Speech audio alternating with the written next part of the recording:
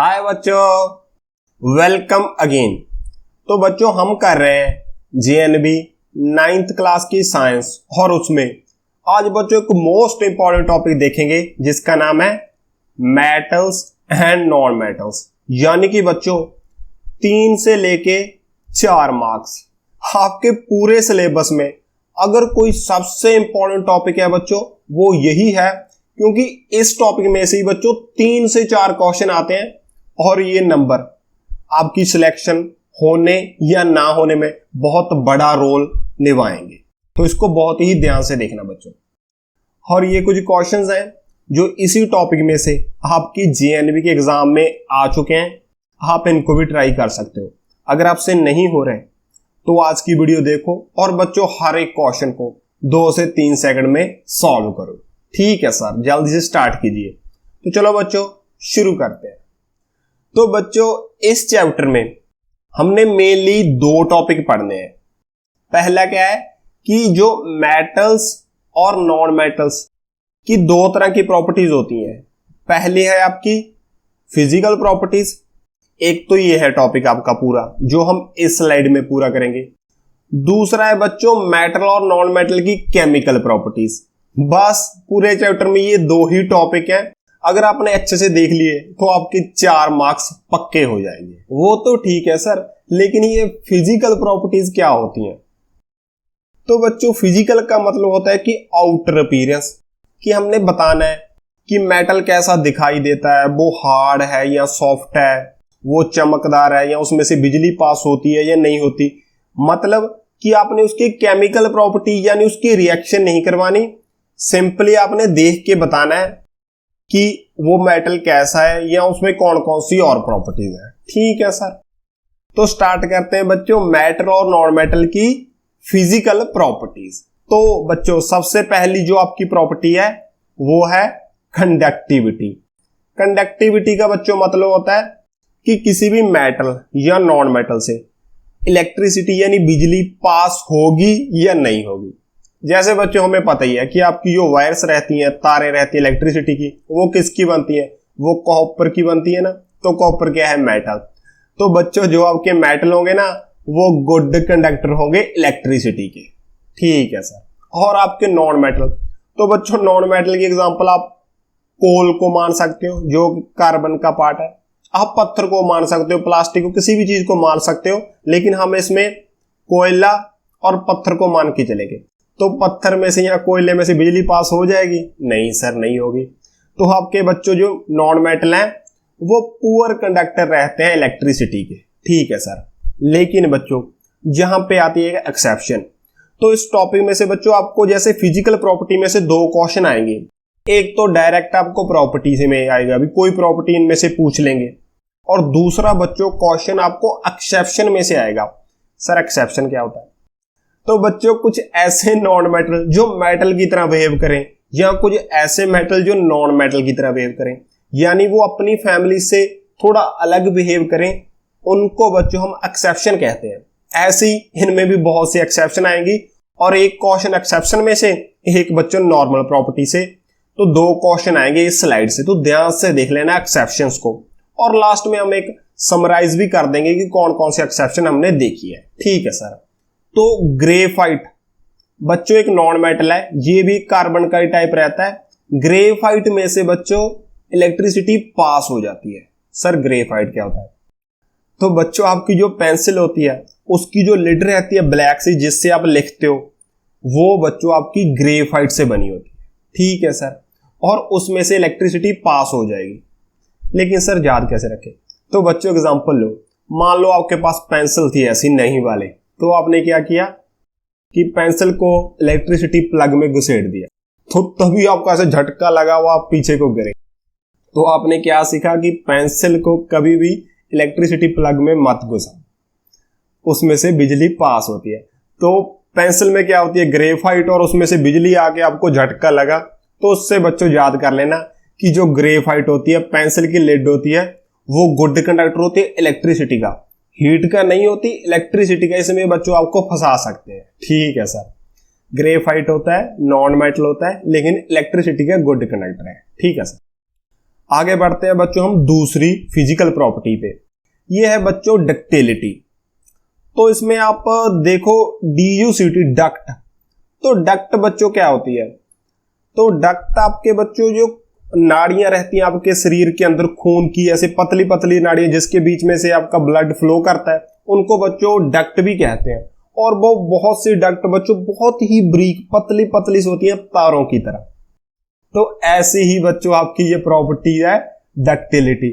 तो डक्टिलिटी क्या है कि किसी भी एलिमेंट को, चाहे मेटल हो नॉन मेटल हो, उसको हम वायर में कन्वर्ट करने की प्रॉपर्टी को बच्चों बोलते हैं डक्टिलिटी। तो बच्चों जो वायर्स रहती हैं आपकी इलेक्ट्रिसिटी की, वो कॉपर की बनी रहती हैं, आयरन की बनी रहती हैं, ऐसी रहती है ना। तो आपके जो मेटल होते हैं ये डक्टाइल होते हैं, यानी कि मेटल्स को आप can be drawn into wires, यानी मेटल्स की आप तारें जो बिजली की होती हैं वो बना सकते हो। ठीक है सर। वैसे ही बच्चों क्या आप पत्थर की तार बना सकते हो या कोयले की तार बना सकते हो? नहीं बना सकते ना। तो आपके नॉन मेटल होते हैं ना, वो डक्टाइल नहीं होते, ये ब्रिटल रहते हैं यानी टूट जाते हैं। और can not be drawn into wires, इनकी वायर्स नहीं बनाई जाती। तो डक्टिलिटी को डक्ट से याद रखेंगे, जैसे अपनी नाड़ियां रहती हैं पतली पतली वायर्स की तरह, ऐसी बच्चों मेटल्स को वायर में कन्वर्ट कर सकते हैं और डक्टिलिटी प्रॉपर्टी है।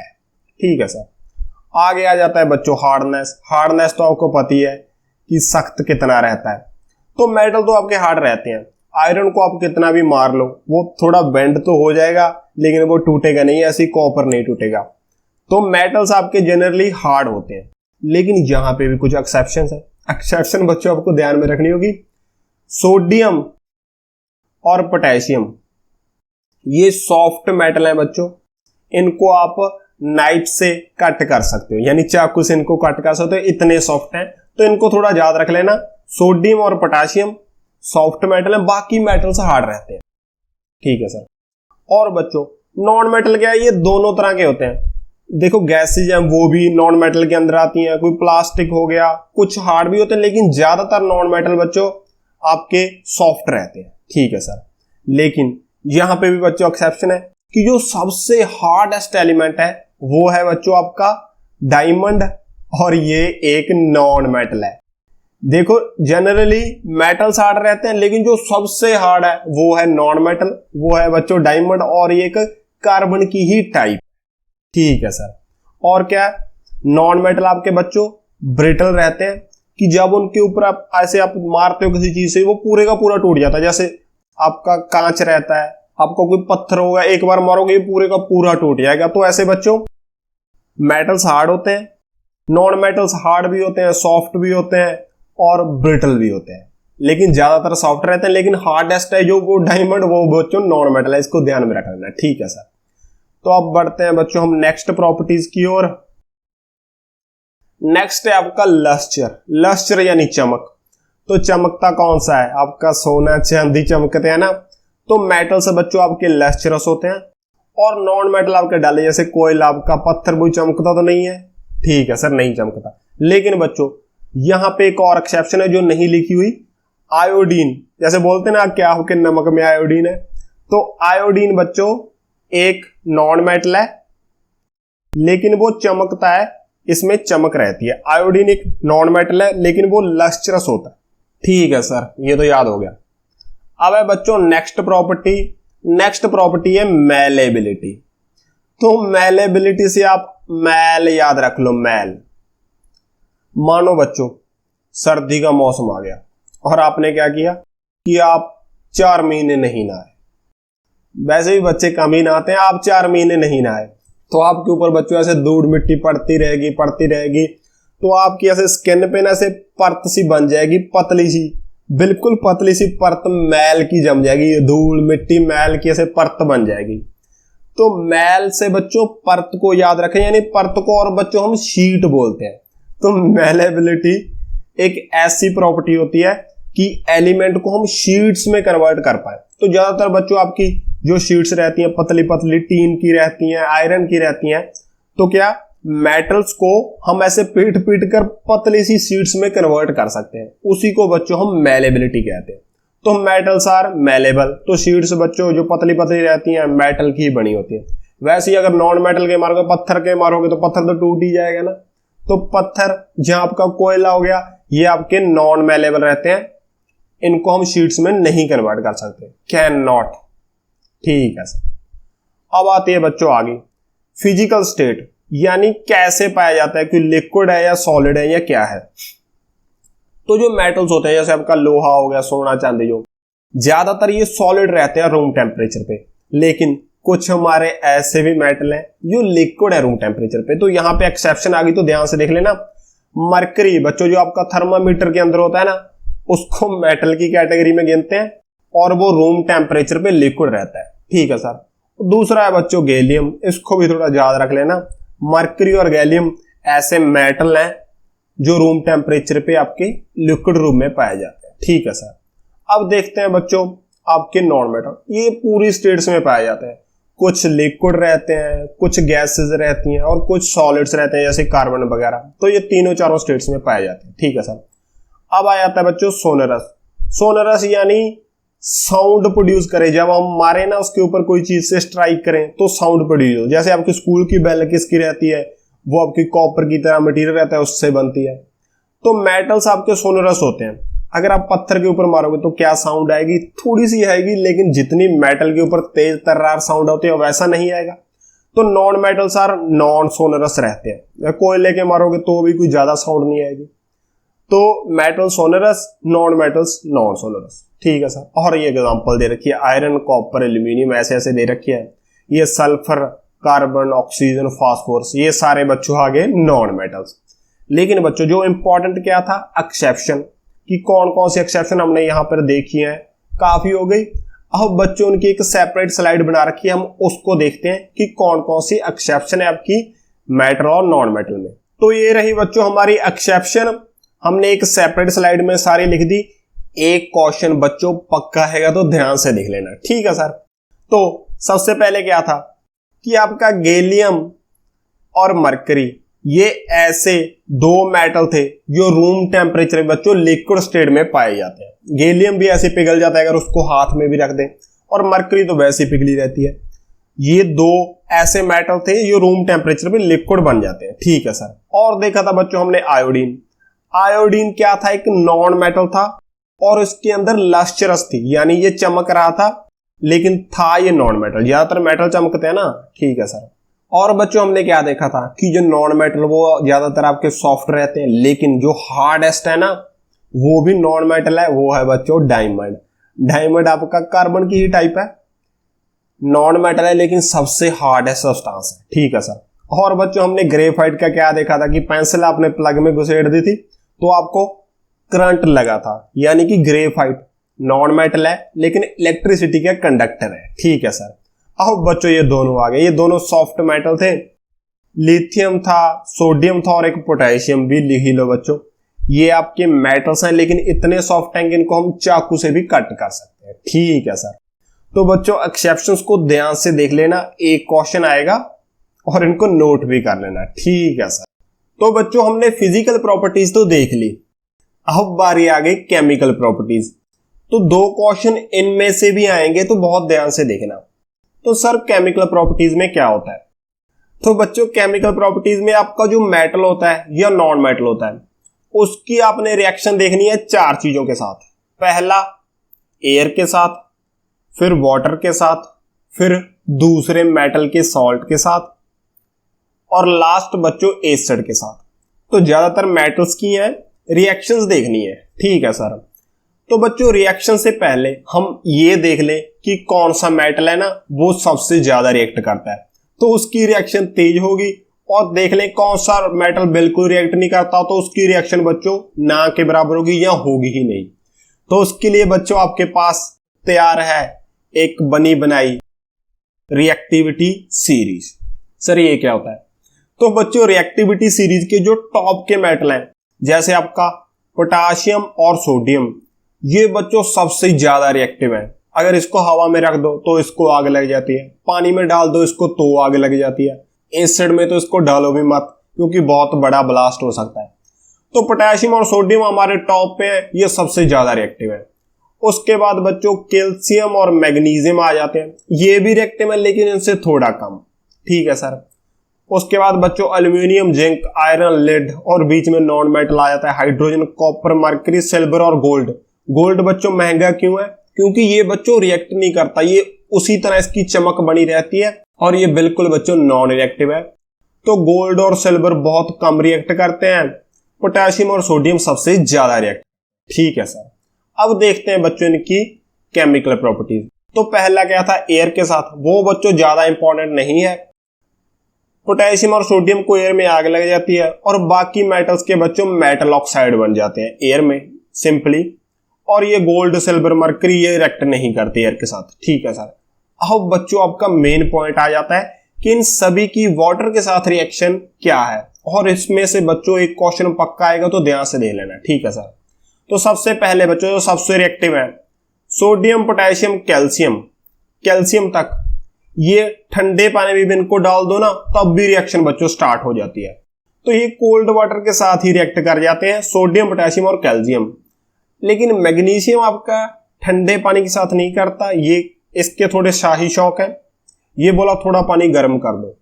तो जो magnesium react slowly with hot water, aluminium, zinc, iron ये गर्म पानी के साथ भी नहीं करते, इनको चाहिए स्टीम, ये थोड़े और नवाबी हैं। तो एल्यूमिनियम, जिंक और आयरन बच्चों आपकी स्टीम यानी भाप के साथ रिएक्ट करते हैं। ठीक है सर। तो भाप से ज्यादा तो कुछ बन नहीं सकता। जो नीचे वाले बच्चों सारे मेटल है जैसे lead, copper, silver, gold do not react with water. ठीक है सर, ये रिएक्ट नहीं करते नीचे वाले, तो आयरन और आयरन के ऊपर वाले करते हैं। ठीक है सर।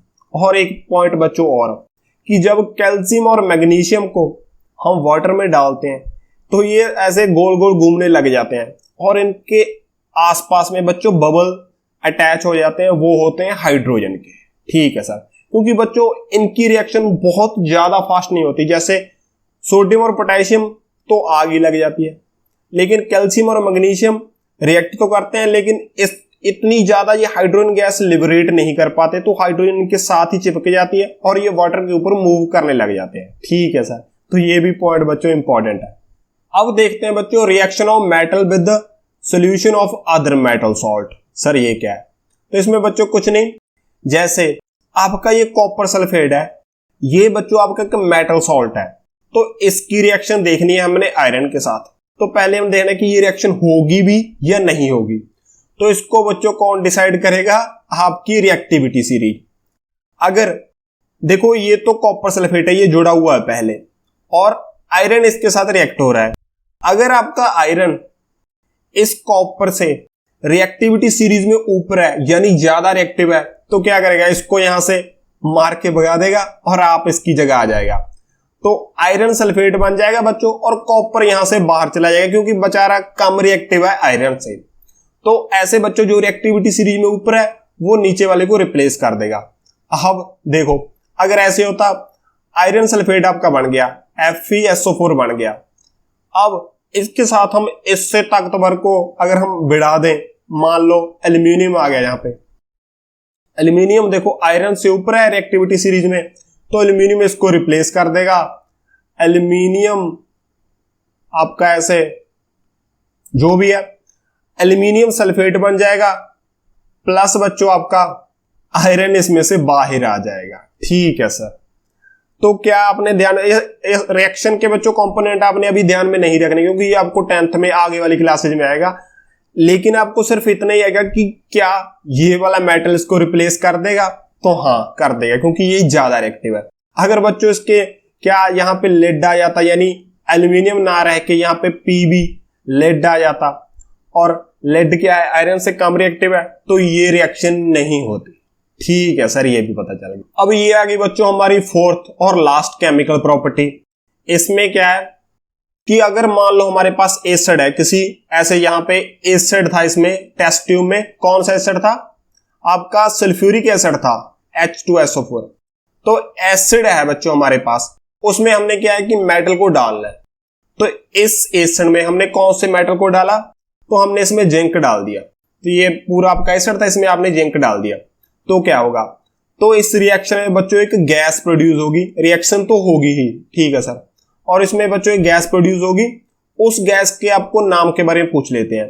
तो इसमें से बच्चों आपकी हाइड्रोजन गैस रिलीज होती है। ये ध्यान में रखना है कि जब भी आपके पास कोई एसिड है उसके बीच में मेटल पार्ट डाल दिया तो कौन सी गैस निकलेगी, वो निकलती है बच्चों आपकी हाइड्रोजन। और इसको डिटेक्ट कैसे करते हैं, तो जब भी देखो यहां पे ये गैस निकल रही है, आप इसके पास बर्निंग कैंडल कर दो तो क्या है कि पॉप साउंड आएगी, ऐसे पटक पटक ऐसे आवाज आएगी, क्योंकि वो जो हाइड्रोजन निकली है ना वो जल रही होती है। ठीक है सर, तो burning of hydrogen gas with the pop sound, तो इस पर भी बच्चों क्वेश्चन आता है कि जो गैस निकलती है उसको आप कैसे डिटेक्ट कर पाओगे, तो पॉप साउंड प्रोड्यूस होगी अगर हम सामने कैंडल लेके आएंगे। ठीक है सर, तो ये थी रिएक्शन आपकी जिंक क्या है मेटल की विद एसिड, हाइड्रोजन गैस निकलती है। और देख लो बच्चों इसमें एक दो पॉइंट और है, when metal react with acid produce hydrogen gas, तो हाइड्रोजन गैस यही हमने देखा था निकल रही है विद पॉप साउंड, ये भी याद रखना है। और बच्चों एक दो एक्सेप्शन है, iron react with hydrochloric acid and sulphuric acid on heating, यानी ऐसे नॉर्मल आयरन रिएक्ट नहीं करेगा, अगर उसको हीट करेंगे तो रिएक्ट करेगा। ठीक है सर, और देखो कॉपर बिल्कुल नीचे आ जाता है, do not react with HCl, hydrochloric acid के साथ नहीं रिएक्ट करता, और करता किसके साथ है, सल्फ्यूरिक एसिड के साथ, H2SO के साथ, H2SO4 के साथ करता है जब उसको हीट करते हैं। ठीक है सर, ये बच्चों ज्यादा इंपॉर्टेंट नहीं है, लेकिन फिर भी कुछ एडिशनल पॉइंट्स थे वो मैंने बता दिए। इंपॉर्टेंट क्या है कि जब मेटल आपका एसिड के साथ रिएक्ट करता है तो कौन सी गैस प्रोड्यूस होती है, गैस होती है सर हाइड्रोजन, और कैसे डिटेक्ट करते हैं कि वो पॉप साउंड प्रोड्यूस करती है कैंडल के साथ। ठीक है सर, तो बच्चों हमने मेटल्स की फिजिकल और केमिकल प्रॉपर्टीज तो देख ली, यानी कि आपका ये टॉपिक तो कंप्लीट हो गया। अब हम बच्चों इसके कुछ क्वेश्चंस करते हैं, जो कि है आपके मैच द कॉलम। पूरा करने से बच्चों आपके 10 क्वेश्चन हो जाएंगे। तो सबसे पहला बच्चों क्या है, मैलेबल। तो मैलेबल को बच्चों आपने किससे याद किया था, मैल से, कि इतनी परत बच्चों मैल की चढ़ गई थी जब आप ना नहाए थे। तो मैलेबल यानी परत यानी शीट्स, तो गिव शीट्स ऑन हैमरिंग, तो मैलेबल बच्चों आपका कनेक्ट हो जाएगा गिव शीट्स ऑन हैमरिंग। ठीक है सर। डक्टिलिटी यानी डक्ट, डक्ट यानी पतली सी नाड़ी, नाड़ी कैसे होती है आपकी वायर के जैसी, तो डक्टाइल बच्चों can be transferred into wires. ठीक है सर। आगे ऑक्सीजन, ऑक्सीजन तो बच्चों आपको पता ही है कि आप सांस लेते हो तो ऑक्सीजन ही आपके अंदर जाती है, और एक ये नॉन मेटल है। ठीक है सर, तो ऑक्सीजन बच्चों आपकी all living being inhale during breathing. आगे है कॉपर, तो कॉपर की क्या होती है, कॉपर की वायर बनती है बच्चों, तो copper for making electrical wires, तो ये कॉपर इसके साथ हो जाएगा अटैच। सल्फर को अभी छोड़ दो, इसके बारे में हमने ज्यादा नहीं पढ़ा। आगे देखो डायमंड, डायमंड क्या होता है कि आपका हार्डेस्ट नॉन मेटल है बच्चों। वैसे तो आपके नॉन मेटल सॉफ्ट ज्यादा होते हैं, लेकिन डायमंड है आपका हार्डेस्ट नॉन मेटल, ये बच्चों हमने एक्सेप्शन में देखा था। ठीक है सर। सोनोरिटी, सोनोरिटी क्या होता है कि साउंड प्रोड्यूस करना, तो मेटल्स ज्यादातर बच्चों साउंड प्रोड्यूस करते हैं, तो सोनोरिटी हो जाएगा रिंगिंग ऑफ बेल्स। ठीक है सर। आयरन, आयरन का तो आपको पता ही है, आयरन से क्या, फॉर मेकिंग रेल्स, जो रेल की लाइन होती है बच्चों, पटड़ी रहती है ना, वो आयरन से बनती है। ठीक है सर। आ गया बच्चों क्लोरीन, तो क्लोरीन काफी इंपॉर्टेंट है, ये बच्चों वाटर को डिसइंफेक्टिंग यानी वाटर को साफ करने के काम आता है। तो क्लोरीन बच्चों फॉर डिसइंफेक्शन ऑफ वाटर, यानी कि पानी में जो ऐसे कीड़े मकोड़े या ऐसा कुछ रहता है ना, माइक्रो ऑर्गेनिज्म जो हमारे लिए बैड है, उनको ये मार देता है। ठीक है सर। प्लेटिनम बच्चों, जैसे आयरन, आपका सिल्वर और एक प्लेटिनम, ये तीनों महंगे होते हैं और गहने बनाने के काम आते हैं। तो प्लेटिनम क्या होता है, फॉर मेकिंग ऑर्नामेंट्स। ठीक है सर। अब बच्चों कौन सा बच गया, हमारा सल्फर बच गया फॉर मेकिंग क्रैकर, यानी पटाखों में आपका सल्फर बच्चों काम आता है। ठीक है सर। तो इनको बच्चों एक बार फिर देख लेना, बहुत ही इंपॉर्टेंट है। अब बच्चों हमने क्वेश्चंस तो कर लिए, अब मैं आपको दूंगा कुछ एक्सरसाइज क्वेश्चन। ठीक है सर। तो ये रहे बच्चों आपके 2 एक्सरसाइज क्वेश्चन, और ये दोनों बच्चों जेएनबी के पेपर में आ चुके हैं। आपने इनको करना है सॉल्व और अपना आंसर लिखना है कमेंट बॉक्स में। और अगर बच्चों आपको ये वीडियो अच्छी लगी तो इसको लाइक करो। अगर आप ऐसी और वीडियो चाहते हो तो अपने चैनल स्टडी इज फन को सब्सक्राइब करो। At last, thanks for watching.